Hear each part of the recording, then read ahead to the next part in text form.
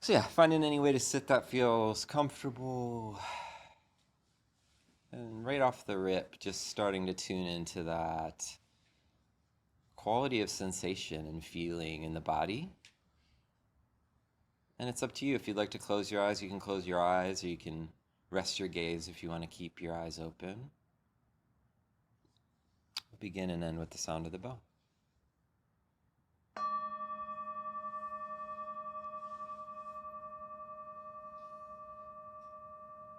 So taking a few longer, slower, deeper breaths, if that feels supportive.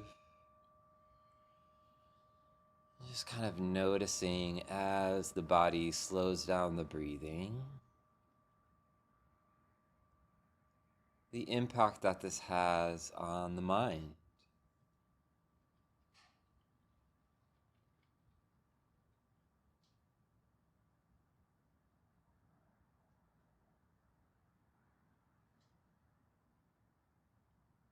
And then as you're ready, letting go of any control over the breath and just finding that natural rhythm, allowing the body to breathe all on its own. Nowhere to go, nothing to do, no one to be right now.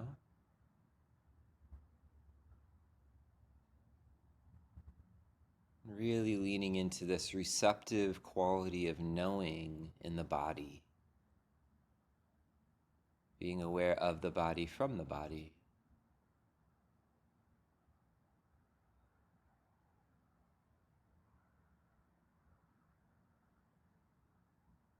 Noticing the contact with your seat, the mat, or the chair.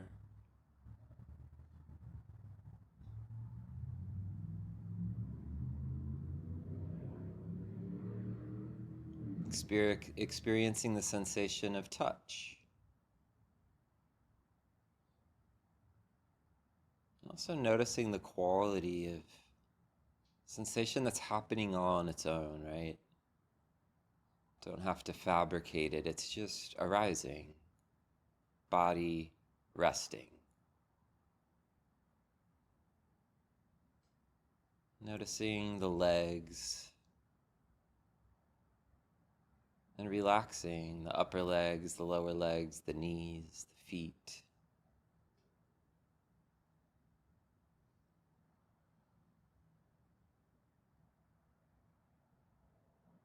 And staying with the rhythm of the breath. Noticing the muscles of the belly, the stomach, the chest.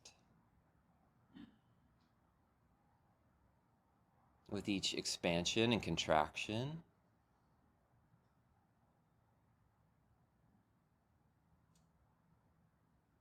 Noticing how that feels.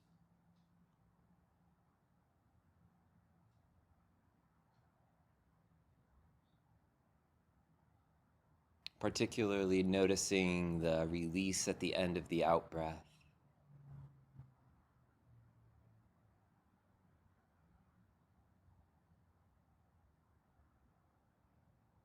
Noticing the hands wherever they're resting, the weight of the arms.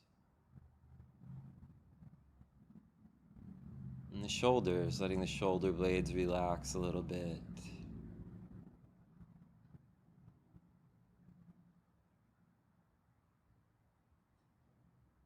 And even the muscles of the face, the eyes, the jaw.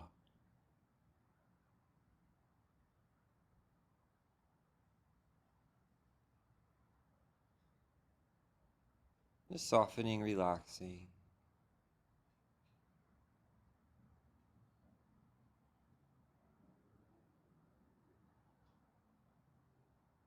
And letting the mind settle into this embodied awareness.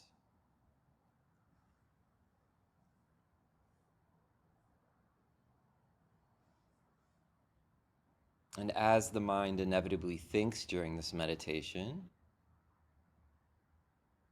bringing the same quality of awareness to it, noticing the thoughts in this mind are just like the sounds of the cars driving by outside. They just arise and pass. Not me, not mine.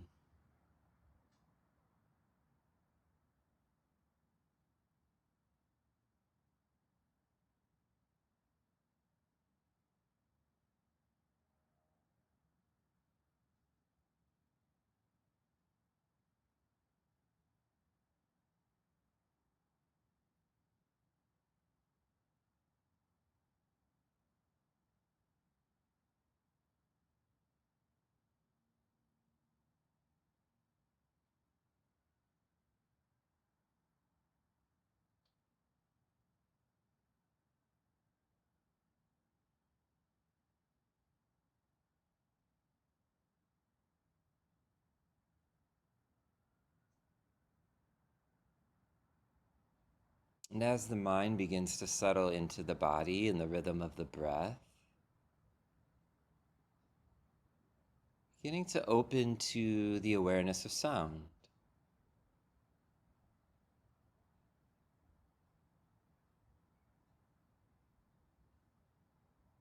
Almost like you're tuning into it for the first time. What is it like to be hearing right now?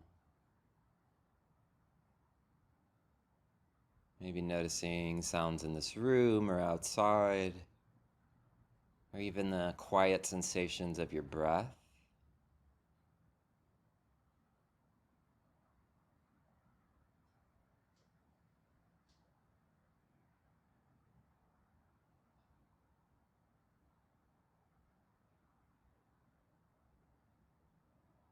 And particularly with sound, it can feel natural just to notice the lack of self-involvement with hearing. I don't have to control my ears and what they're hearing. This just happens all on its own.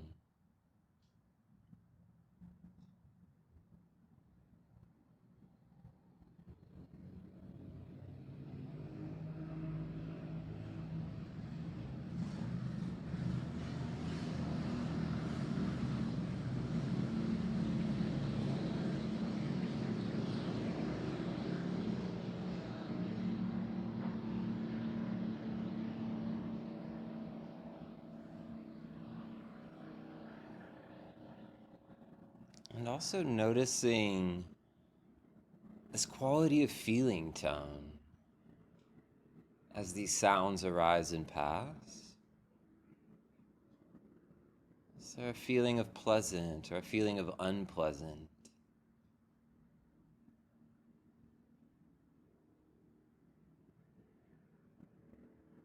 At this moment of contact with any of these sense doors,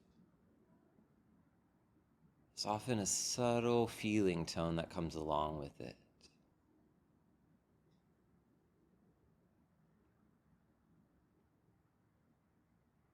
So as thoughts or sounds or sensations arise, pass, starting to track that sometimes subtle quality of feeling tone.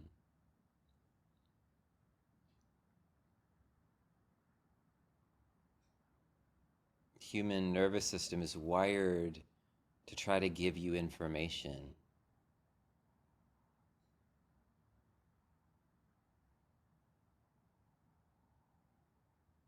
Some sounds may bring safety. Some thoughts may bring unpleasant feeling tone.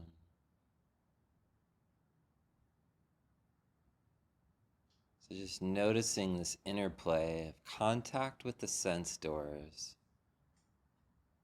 and feeling tone.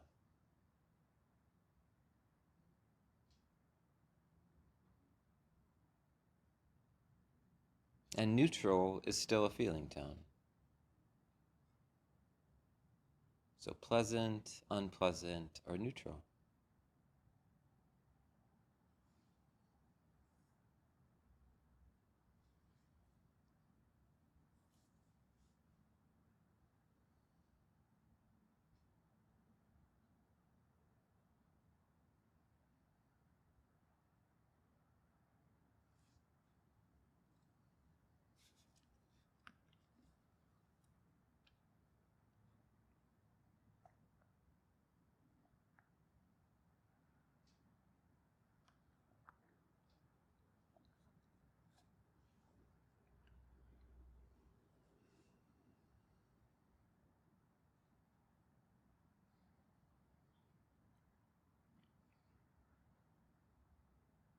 Also tuning into the mind itself.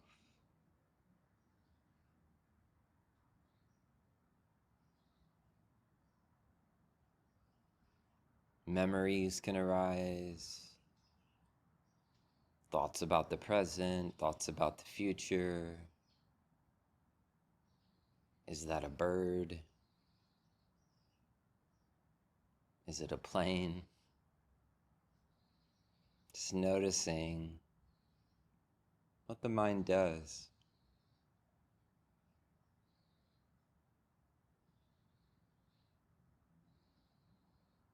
In the same way as sounds can arise and pass, bringing the same kind of dispassionate attitude towards the mind.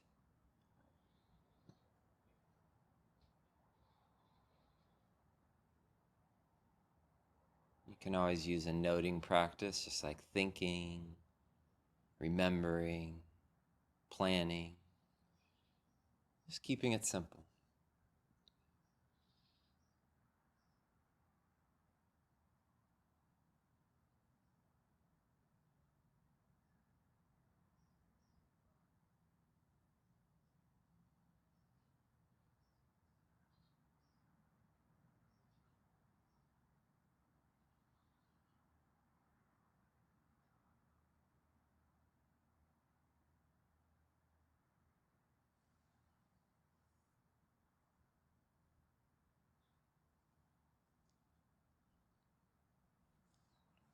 And also noticing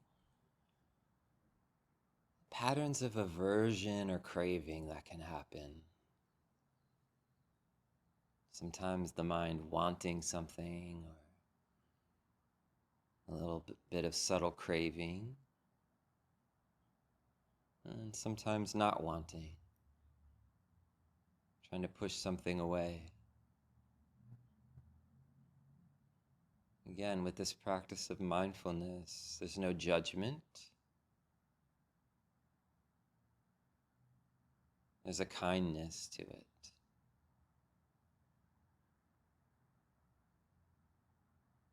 And a clarity. Right now, it's like this.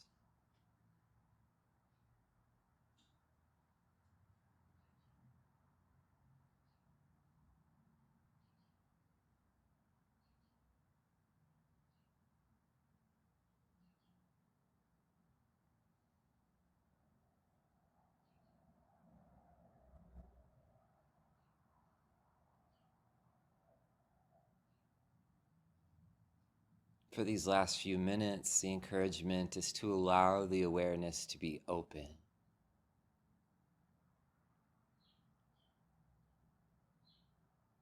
Allowing the mind to be open like space. And allowing sounds, sensations, thoughts just to pass right through it like the open sky.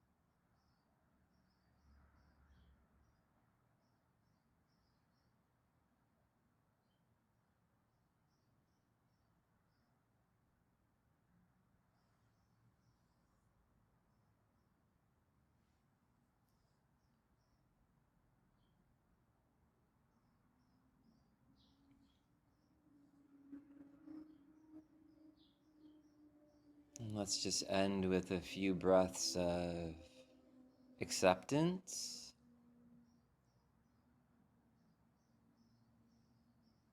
appreciation, just to have the time to be able to sit still and allowing that acceptance and gratitude to land in the heart.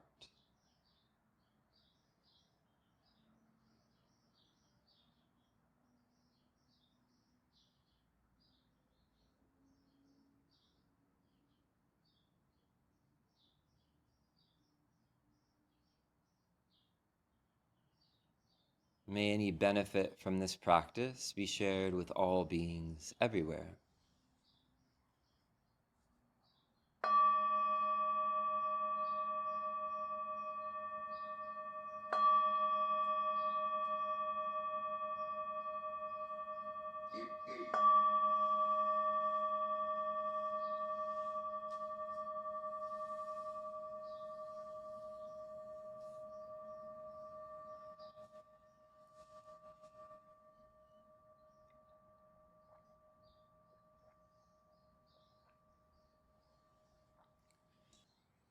So yeah, as always, just encouraging this continuity of mindfulness, of awareness, is going to some talking, some discussion. And we're still in this fourth foundation of mindfulness, which has been a while now, just called mindfulness of dhammas, or mental phenomena. Or one of the words I saw today was that for patterns of experience, which I found that to be a bit more relatable. And the encouragement for all these different foundations is they're really methods of practice, so different doorways, but all kind of pointing to the same thing. You'll probably notice that there's a similar thread pointing towards freedom. And so today we're going to be talking about the six sense spheres: seeing, hearing, smelling, tasting, touching, thinking. And so the Buddha refers to these six sense spheres as the all in one of his discourses. I thought that was kind of an interesting way to look at it, in that this entire life, everything that happens is just these six senses. There's nothing in this human life that falls outside of one of these sense doors. And in every moment, they're kind of woven together in different patterns to present our experience of the moment, our experience of the world, and our experience of ourselves. So that's what I want to talk about today, these six sense spheres. And in particular, what we'll get into is the importance of this moment of contact, of noticing what happens when we come into contact with objects, and how this can lead to a continued cycle of what the Buddha called samsara, of craving. And then also how to find a way out of that repetitious pattern.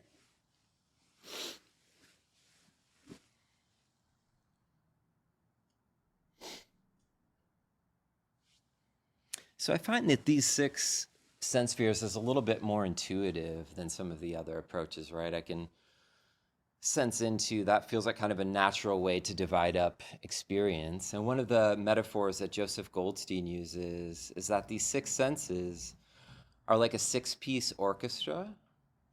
And when each section is playing its part, it creates this kind of symphony of experience, which I thought was kind of a beautiful metaphor. And according to the Buddha, every sense sphere, or base, we could say, has three parts. So there's the sense organ, like the ear or the nose. There's the object, the sound, the sight. And then the consciousness that arises out of that.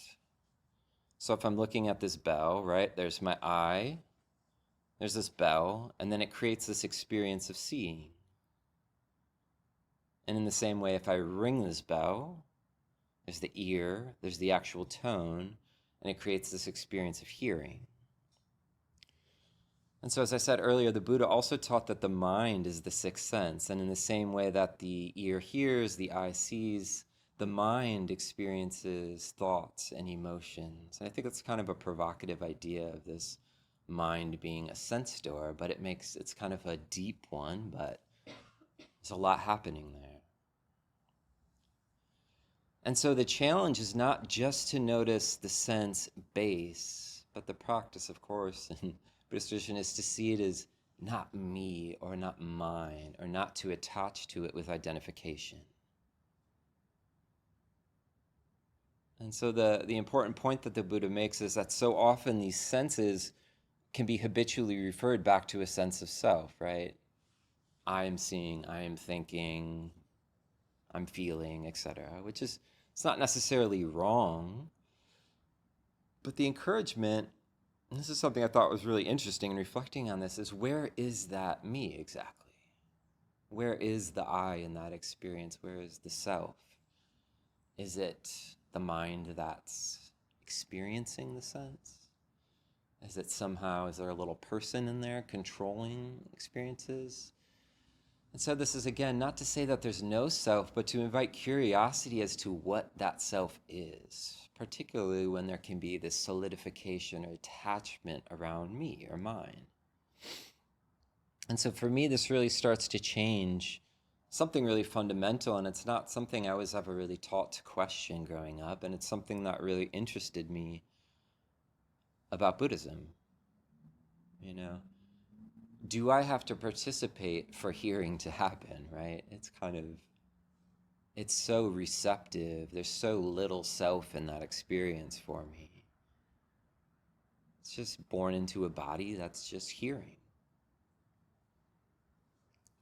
And the same thing with seeing, and I think that becomes particularly interesting when it comes to thinking.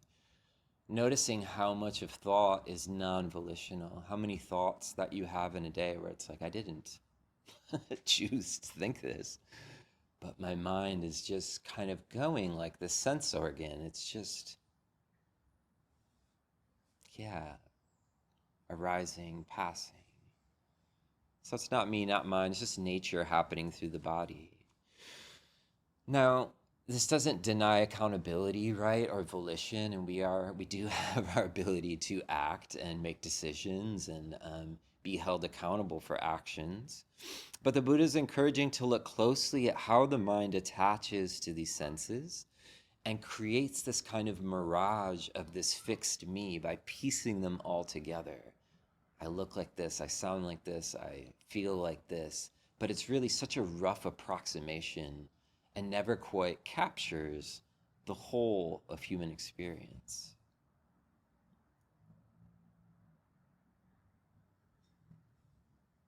And so seeing how this happens in real time, as we were just doing in meditation, can lead to a beautiful process of insight, and that we can see how it feels when the burden of the ego identification can fall away. The point of hearing for me is such, I feel like, an accessible gate for that. Just listening, there's so little effort or, yeah, me in that. It's something I can always come back to. And so the Buddha encouraged to really look closely right at this point of contact, right where the sense organ meets the object. So again, there's these three things happening. There's the sense base, the ear, the nose, etc., the object, and then this consciousness that arises. So my mouth, there's the food, and then this weird feeling of taste that arises. And I was thinking about that as I was eating. It's such a weird experience, you know? Chewing things and the pleasantness, sometimes unpleasantness. There's so much happening. It's such like a rich and kind of bizarre experience when you take a meditative perspective on it. And so the Buddha taught that right at this moment of contact, I'll just use that example of taste, there's a feeling tone that immediately arises. I think it's really evident at tasting. This is very quickly pleasant, unpleasant, or maybe neutral, boring. But this extends to all of the sense bases all of the time, which is kind of wild to think about. All these sense doors, there's this subtle background feeling tone at all these moments of contact. Get a moment of praise, feels good. You get a moment of criticism, a little unpleasant. You see someone that you love, pleasant. See someone you don't like so much, unpleasant. We have a friend in our community at Nashville who makes a practice of this and goes around saying, gives you a hug and says, pleasant, pleasant, pleasant, unpleasant. And it's such a cute kind of, yeah, just noticing these little moments in their day where they say that. And it's funny, but it's also such a cool practice, I think, to be sharing that. And so I think often this happens so fast that it goes unnoticed, right? It's just happening. But through meditating and watching, paying attention to the sense bases, the Buddha saw a really clear pattern emerge. He saw that at that moment of contact, the feeling tone, it can set off this cascade of experience in the mind that has become known as dependent origination. And it's kind of a deep dive into Buddhist philosophy. So we're not going to go too deep into it. But I want to take 6 of those links today and explore them because it's a really, I mean, it almost feels like in some sort of deep meditative state, he was able to slow down what's happening in the mind and notice very, very clearly. So the 12 links of dependent origination saw this as central to the cycle of suffering for human beings. And it's kind of like a profoundly detailed account of what causes this endless cycle. And so the links that are relevant for today is we have this contact, which we've already talked about, the feeling tone that comes. And then there can be craving, right? Wanting, not wanting, then clinging, becoming, and then suffering. So this is kind of the detailed version of how suffering can arise. And this isn't really meant to be philosophical, but more experiential, so I thought it would be more helpful to just like give some examples. Every now and then as a therapist, you get supervision and you'll get some feedback, and getting feedback can be hard. So the example I'm going to use is I'm in a moment, this contact where I'm receiving feedback from a supervisor. And it's constructive, but maybe a little bit tough, right? So there's this feeling of unpleasant in the body, this feeling of not wanting, which is the craving. And then the clinging becomes this friction or this tendency to want to defend or protect. And then the becoming, I become this kind of familiar, hurt childhood version of myself. And then the suffering, this like painful repeated experience of having this happen. And so this is what I think trauma does in so many different ways, from small t to big trauma. Different sense impressions, different moments in life, but there's this loop of reliving the same experience in the nervous system. There was an original experience some point when I was young, and my mind has learned to see this experience as unpleasant, try to push it away, defend, and perpetuate the same cycle, the same feeling of suffering. So there can be so many different sense impressions. You know, something like food, right? Okay, almond butter, for me, pleasant, very pleasant. Craving, wanting more. Clinging, I will not fall asleep unless I eat it, is what my mind tells me. Becoming, I eat half of the jar of almond butter. And then the suffering, that was way too much. This happens every night. Yeah, yeah. But it does put me to sleep. um, so that's a little, but you know, it could take so many different forms, but I think it's such a relatable formula, you know? So just noticing that little pattern, that little, is particularly the moment of the unpleasant and then the craving, because that's, I think, the spot where we can begin to notice and make some change. So the Buddha taught that this can occur, you know, so quickly. It can also occur over lifetimes. The Buddha taught this was kind of what perpetuates lifetime to lifetime of rebirth, being reborn. But the way out, the Buddha taught, is that the key is to notice right at this moment that I mentioned contact, feeling tone. Because right where the mind or the sight, the sound, or the touch strikes that chord of the feeling tone, it can happen so fast that it can be really hard to catch. This is why we meditate, to cultivate the skill of observation and to start to try to release the mind from that perpetual cycle of reactivity and identification. So instead of contact, feeling, craving, clinging, becoming, suffering, if that contact and feeling it's met with awareness, it can stop right there. So in that moment, I'm getting this constructive feedback, there's this unpleasant feeling. If I can bring awareness to that moment, this is just an unpleasant feeling tone. It doesn't have to turn into this identification and becoming this version of myself over and over again. There's this little freedom that can occur in that moment. And that is what can become a practice. It really points directly to where this optional layer of suffering occurs. This is where we do have some ability and volition to break that cycle. And also in the example I was sharing too, when I'm not going on this reactive loop and identifying with me and I'm this person, so I can actually hear what the person is trying to say to me way more clearly and receive what's being offered because I'm not attached to this vision of myself and what's wrong with me.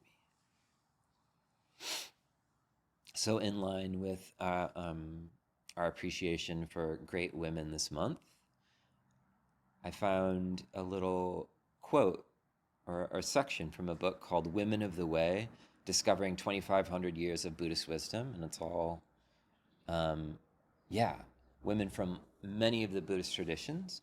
And this is from a Japanese abbess of a nunnery. And and it goes like this. She saw that the arising phenomena arose, abided, and fell away. She saw that the knowing of this phenomena arose, abided, and passed away. Then she knew that there was nothing more than this, no ground, nothing to lean on, stronger than the cane that she held, nothing to lean upon at all, and no one leaning. And she opened the clenched fist in her mind and let go, and fell into the midst of everything. So I really love this. And I love how Buddhism sometimes does this thing where it starts sounding kind of nihilistic in a moment. It's like there's nothing to hold on to. But in that release and of non-identification, how it can open the mind into something so beautiful. That last line, she opened the clenched fist in her mind and let go, and fell into the midst of everything. When that self falls away, the heart and the mind can be deeply present for what's actually here. So all of these foundations that we've been going through and patterns are ways to practice or apply mindfulness. So they're just kind of tools, things to pick up. The six sense spheres: seeing, hearing, tasting, smelling, touching, thinking. It's not meant to be philosophical assertions, but an invitation to look at how we connect to the senses, and particularly to look closely for that moment of contact and the feeling tone that arises from it, and the entire cascade of the craving, the clinging, the becoming, and the suffering, and the way out. And I wanted to close with this short little story of Bahia, who was it's Bahia of the bark cloth. Apparently, he was an ascetic, a wanderer who made some sort of garment out of bark, tree bark. Yeah, wore it. So a little bit of a hippie kind of a vibe, probably a cool dude. And he was, he was He believed that he was already awakened, but a deva, like a god, appeared to him and told him that he was mistaken. Called him out and said that you should seek out the Buddha, which is so funny. This is always what happens in the suttas, right? You got to go see the real teacher. And so when Bahia finally found the Buddha was out on alms rounds, like just going for the food. And he approached and said, "Hey, I need to know the way to get free." Right? And Buddha's like, "I'm on alms round, bro. Relax, step back." And he's like, "But I came all this way. Can you please teach me the way to get free?" Buddha's like, "For the love of God, please leave me alone." But then he asked a third time, and I don't know what it is. In all these Buddhist stories, if you ask 3 times, you get an answer. And so this is the teaching that the Buddha gave him. Bahia, in the seen, there is only the seen. In the heard, there is only the heard. In the sensed, there is only the sensed. And in the thought, there is only the thought. When for you there is only this, you will not be in that. When you are not in that, you are neither here nor beyond nor in between. Just this is the end of suffering.